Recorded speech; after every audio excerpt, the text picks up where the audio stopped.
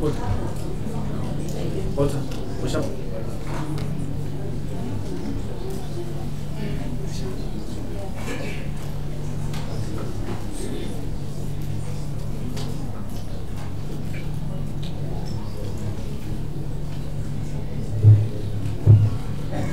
Before you say anything, may you please raise your right hand, Mr. Wade? Do you solemnly declare that the facts you are going to present before this panel will be the truth and the whole truth?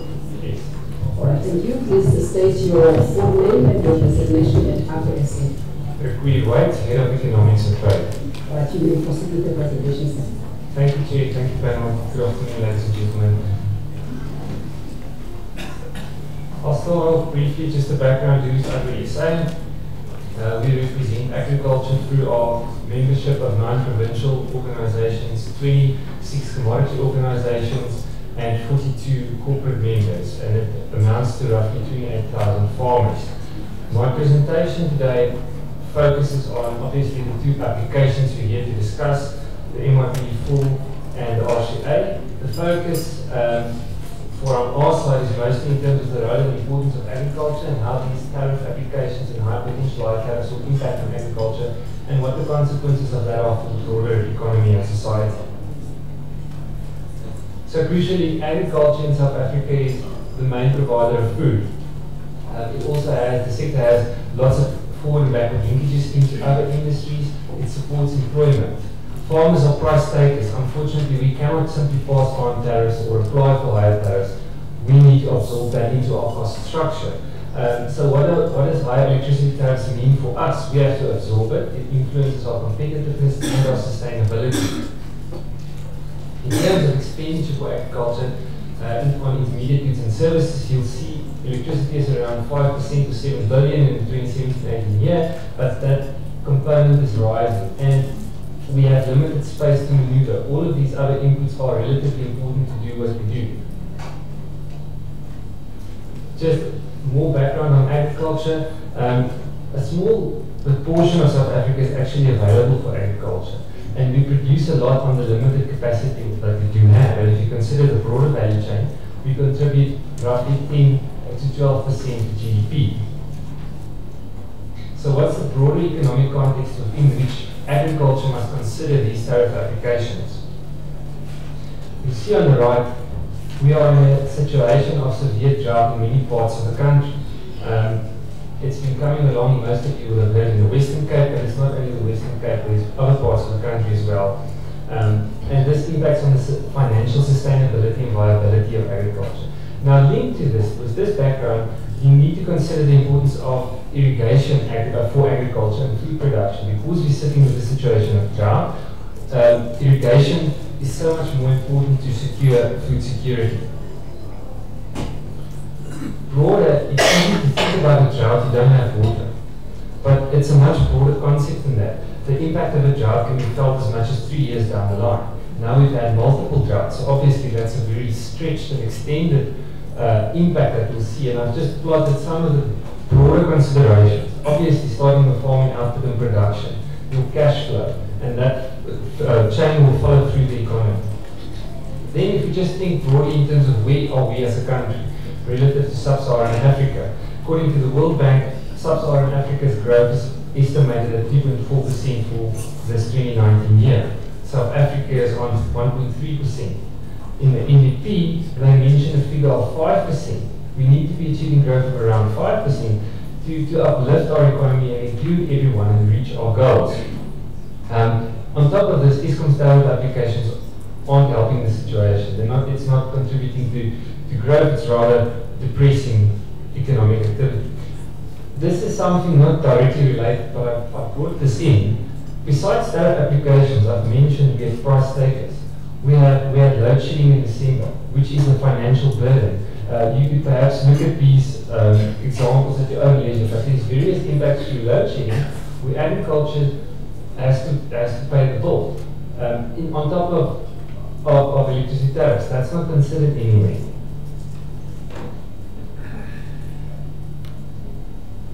More directly linked to tariffs, how does tariffs or high tariffs impact agriculture? There's 2 components to this. Firstly, we pay higher tariffs for the electricity used, but then also line fees. fees. Line fees are a significant component because many farmers sit in rural areas. They're the backbone of getting the infrastructure there into rural communities. So it's a double increase for agriculture. And we've seen farmers who've shown us bills where they've reduced their electricity consumption and their line fees actually outpace or outweigh the cost of their electricity. So even though they're trying to reserve energy or use less energy, their line fees outpace this. Then just in terms of the RCA, we had an approval for the RCA last year. If you look at all these cumulative increases in past 12 years, it's something like over 400%. And it's not sustainable. Again, we are price takers. We can't simply absorb these increases.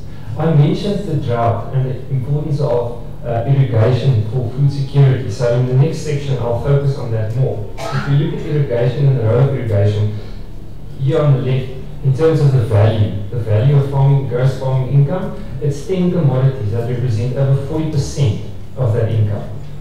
Irrigation is linked to electricity, so higher tariffs directly impact on those farmers that need to use electricity to irrigate. And we cannot sustain these higher tariffs.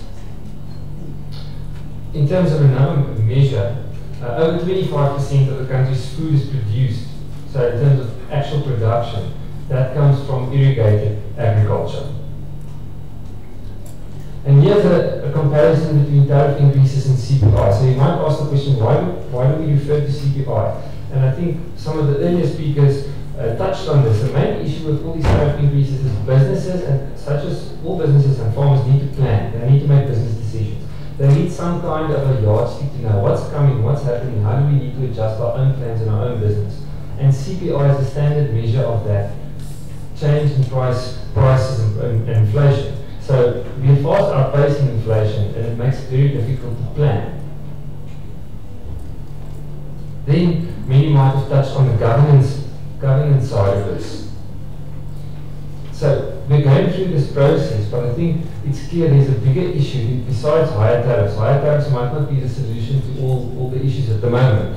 There needs to be a reform process to look at how can we solve a bigger issue, not just through tariffs, but a possible restructuring of Eskom and how we can transform the sector.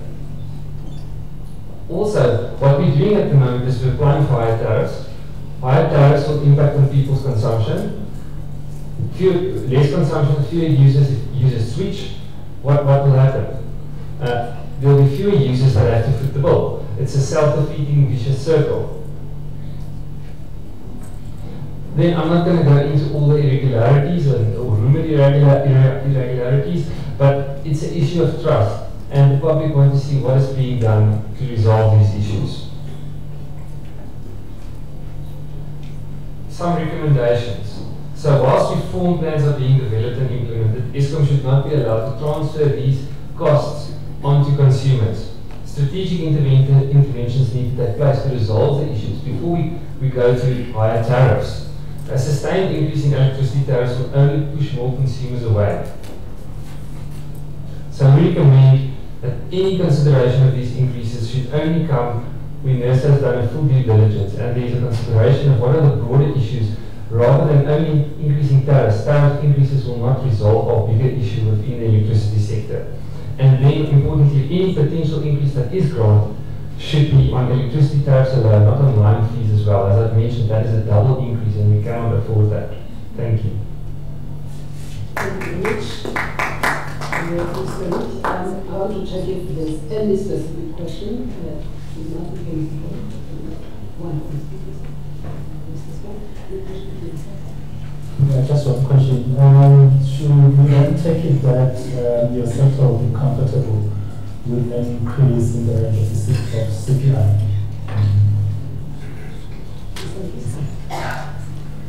Thank you. I would just like to know from your presentation on slide 19, you stated that there's an increase in the tariff. Will that result in the increase in line fees too? Is there a specific ratio or standalone these two? And then lastly, do you have any demonstration of price elasticity on the farmer side, if we switch to other forms of alternative forms of payment, that will then result in lower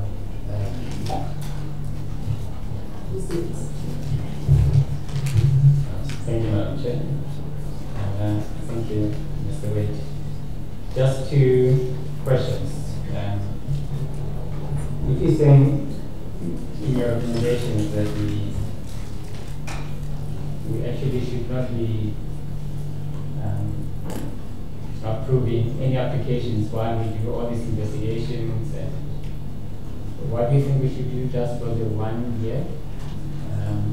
Well, what do we do in the interim while the reforms are taking place and plans are being developed and things of that nature? So that's the first question. But the second question is, if you go to your slide, the one that looks at, your slides are not numbered, the one that shows tariff increase since 1998, the inflation and tariffs. You will see that for many years, the tariff given to ESCOM was below the rate of inflation. Do you think that was appropriate at the time? Is your view, at least is the view of agriculture, that you are paying the price of those below inflation increases that were given to ESCOM in the period 1998 to right until 2004? And do you think that the huge adjustment from 2008 were justified given the below inflation increases in the past and the capital expenditure program?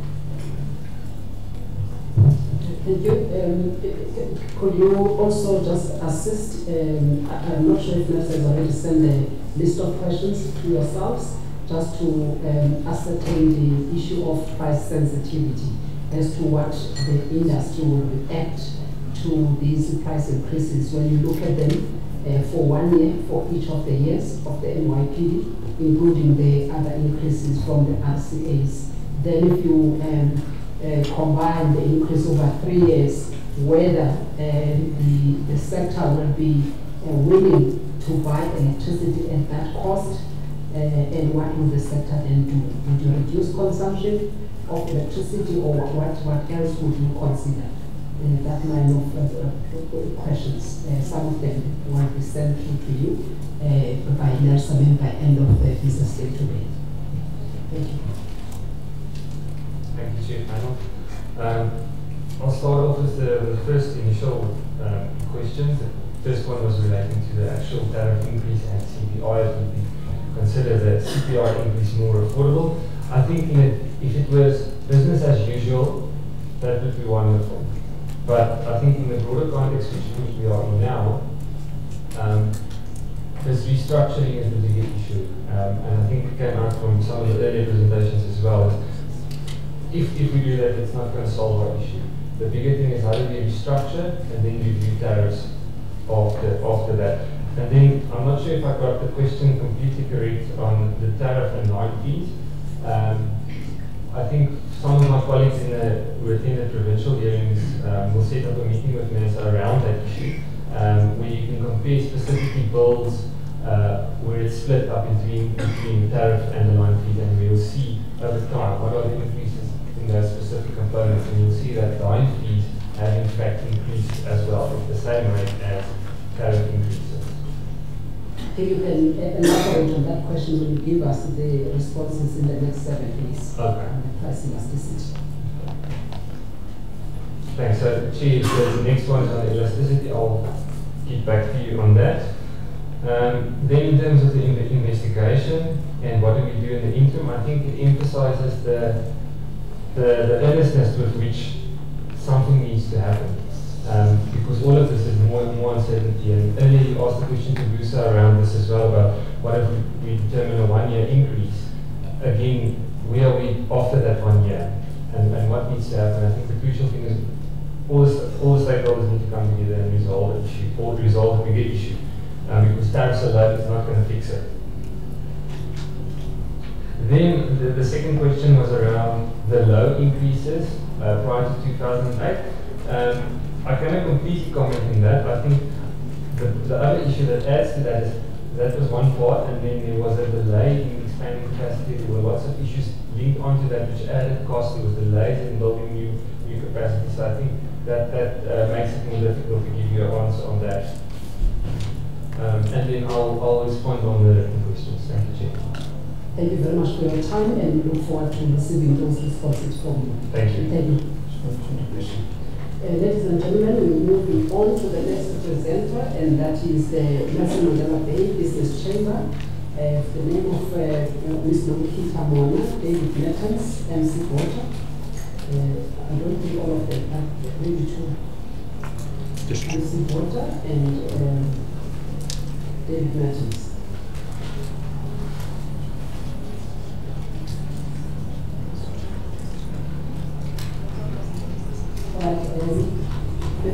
May you please raise your right hand, sir? Do you solemnly declare that not both of you, we want to hear which one is finding himself in your conscience? Do you solemnly declare that the facts you are going to present before this panel will be the truth? Your hand must be up. Will be the truth and the whole truth? We've got pictures here, so that's why. That are being taken, so I want to see that your hand was up. Please state your name and your designation at the NMB Business Chamber. I'm MC Botha, and I'm on the board of the Business Chamber. Thank you very much. Mr. Mertens. May you please raise your right hand? Do you solemnly declare that the facts you are going to present before this panel will be the truth and the whole truth? Yes, I do. All right, please state your full name and your designation at the NMB Business Chamber. I'm David Mertens, and I'm representing the Business Chamber. I'm Executive Director of one of the member companies. All right, thank you very much. You may start with your presentation.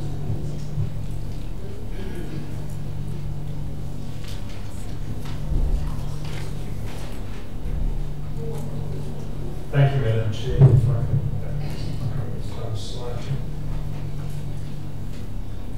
Madam Chair, today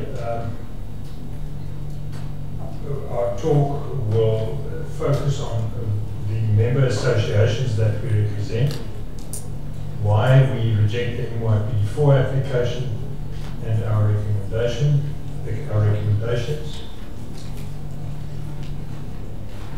We represent today, Madam Chair, not only the Nelson Mandela Bay Business Chamber, but 9 regional business associations from 7 provinces, some business and industry in metros and some smaller towns. We represent more than 7,000 members from SMEs to large corporations who employ more than 850,000 people. Madam Chair, businesses subjected to municipal tariffs, and in this regard, it is quite significant to note the following. Municipal consumers constitute some 41% of all Eskom customers. In addition to that, the EIUG represents some 35% of their customers, with a balance of 24% going elsewhere. I mentioned that, Madam Chair, because it becomes quite significant later for reasons that we will lift up. Almost half of Eskom's customers are in municipalities.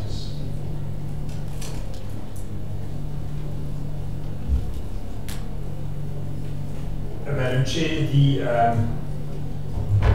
MYPD application is alarming, and we want to preface our submissions today by just taking us back briefly to say, why are we here? What is the function of Nersa in these meetings and these hearings?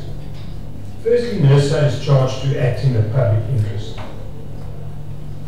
Secondly, Nersa must act independently. And thirdly, Nersa must approve a tariff which authorizes the recovery of an efficiently incurred cost. This becomes significantly important throughout our submissions, Madam Chair. We accept, and I think we must all accept, that Nersa cannot control all the decisions that are taken which impacts on either on Eskom or which are taken by Eskom. Nersa does not run Eskom, but what Nersa can do is it can control the tariffs. And if Eskom or politicians or the Guptas or whomever make bad decisions, enforce bad costs on Eskom, that Nersa does not have to allow that through. Secondly, Madam Chair, corruption and fraud by definition is not an efficient cost. There should be no debate, and I was quite astounded to hear the proposal that Eskom will recover the cost from corrupt activities and then refund it to the user. That presupposes, Madam Chair, that would be the corrupt cost would be allowed through as part of the tariff and will be refunded later. It should never even reach the tariff, Madam Chair.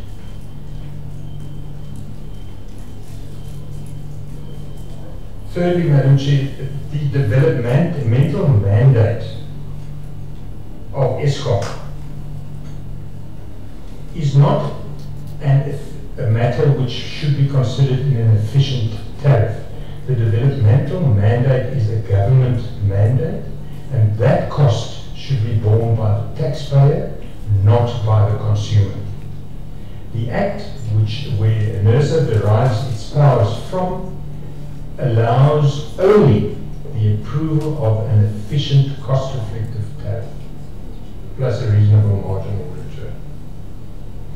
And fourthly, and lastly, as part of our opening comments, Madam Chair, Nersa is not responsible to manage the inefficient cash flows of Eskom, and Nersa is not responsible to balance the books for municipalities. All we're doing here is to run the electricity supply business of either Eskom or the municipalities and to provide for efficient cost recovery there.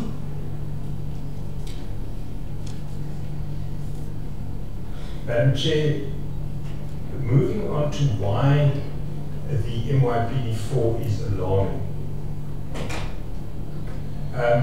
It is bewildering to see that Eskom chooses to compare itself with the EIA and to slap itself on the back to say that its tariffs are some of the lowest.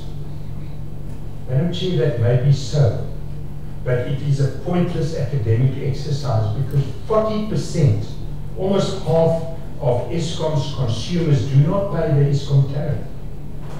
They pay a municipal tariff, which in some cases has a 50% markup on top of the Eskom tariff. Whatever price signals we try as Nersa to give here by approving an Eskom tariff goes out the window completely if you go to the municipalities. It is the Wild West. We'll show you some slides with tariffs that has been approved for municipalities. That makes nonsense of this entire exercise. Madam Chair, municipalities contribute significantly to Eskom's debt spiral. Unlawfully inflated tariffs choke electricity usage. We've already seen what the price elasticity does to Eskom's usage of their electricity. Municipalities compound that. There's an accumulation of debt at an alarming rate. Again, if you look at the price at which electricity is sold by municipalities, I'm not surprised. Companies, lots of them end up in a situation where they say, I can't afford it, either I stop paying, municipalities stop paying, they have problems of their own. And then dysfunctional municipalities cause security of supply issues themselves. But actually there's a number of jurisdictions where smallish municipalities owe billions of rand which will never ever be repaid. that is a licensing issue, Madam Chair, which Nersa must intervene in. Madam Chair, the effects of the application, if approved, the South African economy will collapse. And in summary, the rich will go solar, that was already alluded to. Those who can afford it will buy alternate options. And those who cannot afford the pricey option will go back to more basic fuel sources, like paraffin. They all move away from Eskom. Madam Chair, we've raised this slide in the Port Elizabeth presentation. Eskom expects the electricity user to pay for its inefficiencies. But if you look at the application, Madam Chair, there's no leads, there's no vision, there are no ideas. Eskom actually doesn't come to us and tell us how they're going to fix this mess which is currently Eskom. There's no solutions and there's no hope.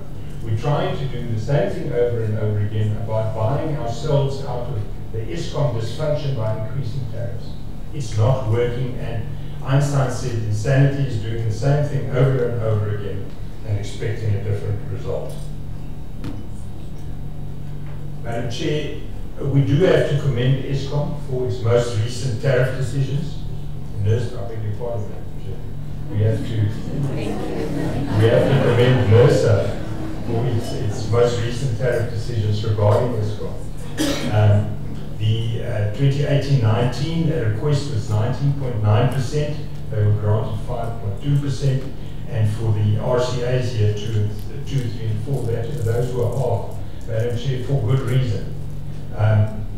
Eskom and its shareholders were held accountable for Eskom's inefficiencies, corruption, mismanagement, political interference, Eskom's inability to supply sufficient electricity, delayed and overspent projects, the impact of Eskom's price increase on the economy and Eskom sales, higher increases not serving the public interest and not required.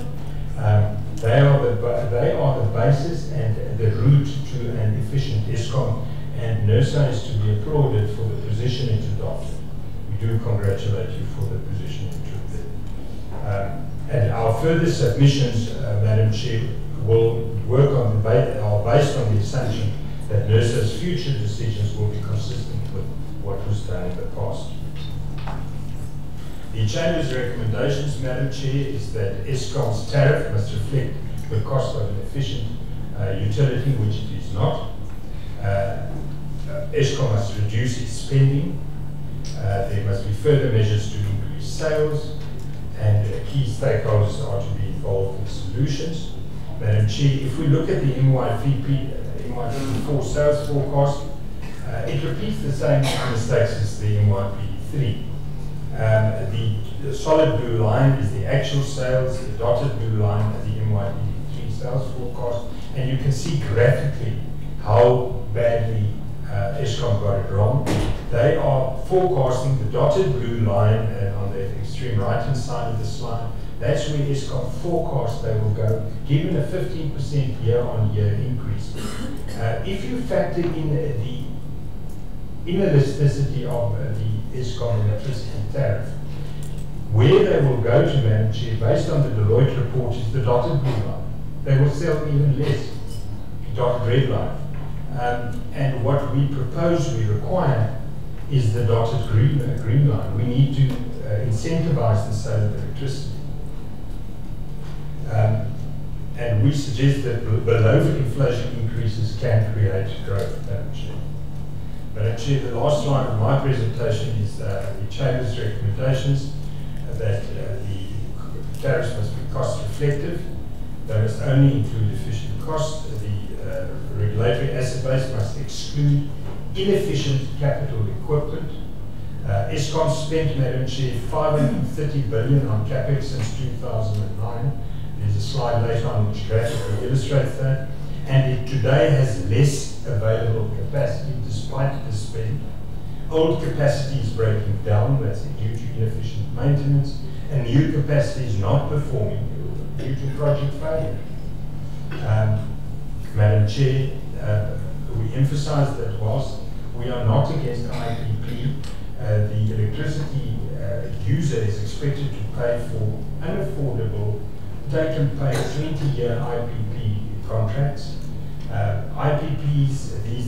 are referring to add 13.5% to the electricity tariffs for 60% of the total kilowatt hours produced. 6% of total kilowatt hours produced.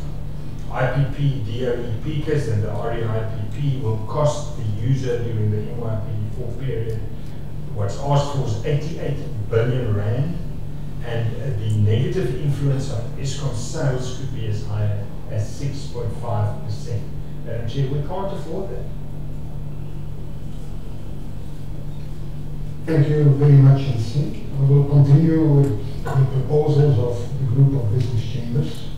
Obviously, as Eskom's income will have to be restrained to reflect efficient costs, Eskom will have to deal with the spending.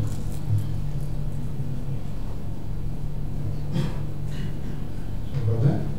So Eskom will have to deal with the excessive spending. And the real first thing that is required for that is that we will have to enforce a culture of accountability. You know, Mr. Kasim has put up a list of actions towards that effect, and I think that was very positive. But for us as public to really believe that something will be different, I think we need to see much more than that. I think Eskom should act much more swiftly given the amount of irregularities that have happened. If not, nothing has changed, and we will just see reoccurrence. Obviously, as you just said, Nersa made a commendable decision regarding the 2018 and 2019 tariffs, and there are a lot of cost items there which have been addressed by Nersa, such as the general operational costs and the coal spend. And we believe that in the application that Eskom is completely ignoring Nersa in this regard. So we would really recommend that Nersa keeps forcing that point, and that Eskom really considers implementing the efficiencies in line with Nersa's recommendations. The last point, and very important, is the question of capital. We just heard that we have spent more than 500 billion rand since 2009 on capital, and Eskom has absolutely nothing to show for. But we are continuing to put more capital in. And you can see that on the next slide. So below is the slide that my colleague just showed before, which shows the sales forecast, actual sales in the solid line, the MYPD3 forecast in the bottom on the left-hand side, and then the MYPD4 forecast sales. So the bars on top show the accumulated capital spend over the years, and also from 2019 onwards it's a forecast. So you see the capital spend just goes on and on, but the sales are going nowhere and they drop. So why are we spending all this money and keep spending all this money? And actually, if you look at it, already in 2013,